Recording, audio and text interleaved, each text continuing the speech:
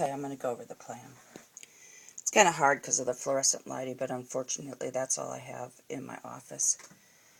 But what I think we should do is just get rid of that circle brick thing. It's not really pleasant to look at, and you'd have to do some work to make it look better. And even if we do not knock out the footings, just knock it out so that the plants kind of grow over it. But what I'd like to do is put the kangaroo paw here just because it's a kind of entrance thing. If there's any way we can get on the other side and put it, that would be great. Kind of an entrance to your yard, but I would put the kangaroo paw right there. And then it's basically, I think, a nice large flax, that flax there. And then we'll have the agave in between some of these, and the manzanita, which I think is a great plant. And then I put some more manzanita in here. And then these indicate, what I'd like to do is that gray-white color that is on the sage, and it's also on this plant here. And it kind of mimics the white little bit of trim and the blue on your house. But I'd like for us to have a line of that and then have it next to maybe that golden reed grass. What I'd like to do is this area, except for, you know, the kangaroo paw, this area to be more in the bronze, green, brown kind of colors. And then as we go up here, we have that creepy rosemary, and then that yellow plant that falls over also that you had selected. The yellow, we start over with the kangaroo paw, kind of creeps up on this wall, and all of the color kind of is in here. I mean, these things naturally bloom. You know, you got the purple happening here.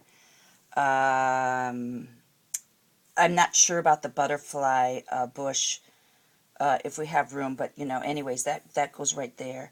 And then this is all the rosemary, that tall rosemary. I put another flax, but a smaller one. They've got that Jack Sprat or that Tom Thumb.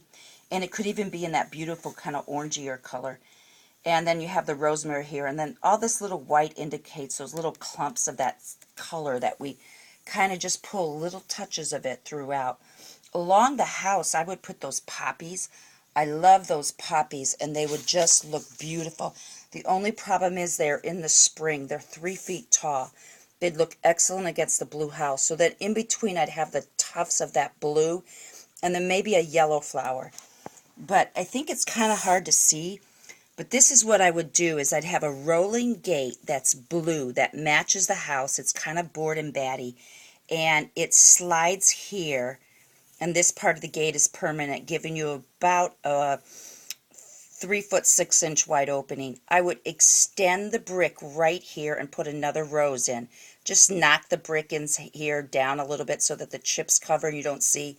And then a little short, no higher than the brick, hose bib box that has a lid and then somehow a hole so that you can get the hose out. But that would clean that up, and it's kind of like a walkway.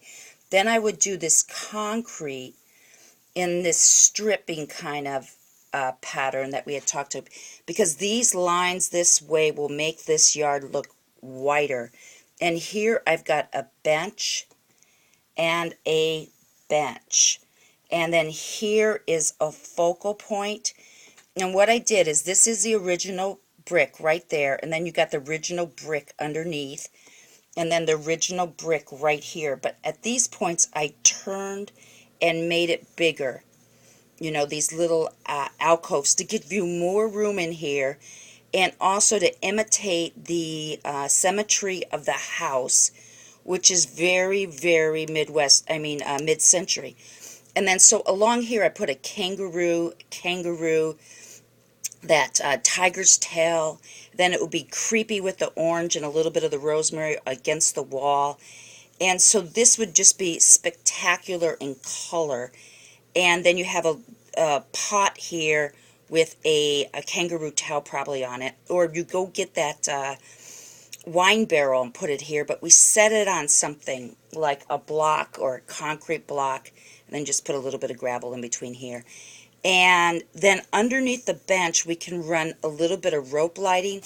because that would be a cool way. You see, this is just on a stair, but you just run some rope lighting. It'd be cool if you had a little bit of lighting right underneath. And these are just wood benches, easy to build. Because I think that ground, if you take it all the way up to the brick, it just took up too much room. And I absolutely love this design. The only thing I have to do is, besides get it to you and discuss it, is figure out a little bit more on the planting. But basically it's your planting. But I've changed a little bit in that it's kind of like a turtle. You see a turtle and it's green on the outside, kind of dull. Then you turn it over and it's yellow. So all the excitement's kind of happening in here. And it's more, looks woody with the pine trees here. And of course this is a big just chip mulch here. So that's the idea. And I can send it to you too.